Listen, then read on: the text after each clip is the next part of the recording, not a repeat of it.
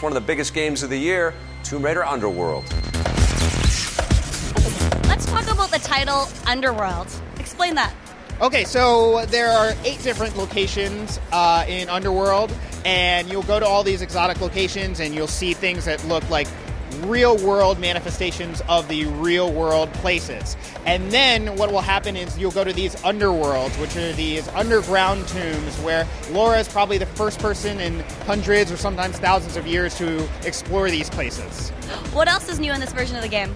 So we have a lot of new moves. We have reaching exit is what we call it. It's our technical term. Sounds like it could be pretty naughty. Yeah, it could be, especially when you talk about a vivacious, voluptuous avatar that we have in our game.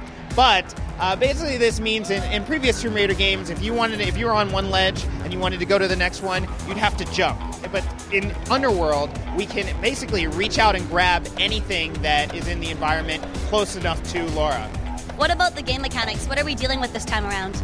Well, the first thing that comes to mind is Lara's ability to dual target enemies, which is something really new. Again, we tried to think, what could Lara do? She has 2 guns, she could target 2 things at the same time. So that's a new combat feature we think is going to make combat more exciting and interesting.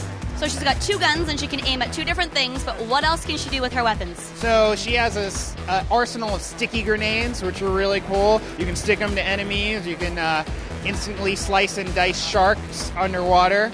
She also has a spear gun when she's underwater, which is fun.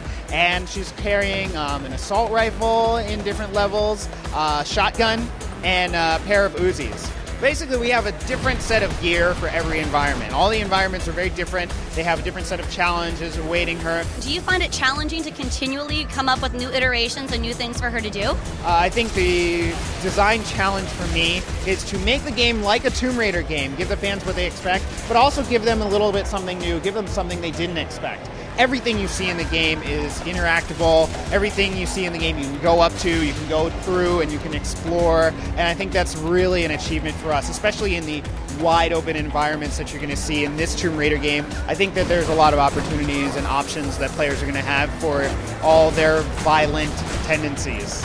When are we going to be able to realize these violent fantasies and descend into the underworld? You're going to be able to play Lara's latest and greatest adventure on November 18th. And that's going to be on PC, PS3, Xbox 360, Wii, and DS. Man, Lara Croft has come a long way in the last 12 years.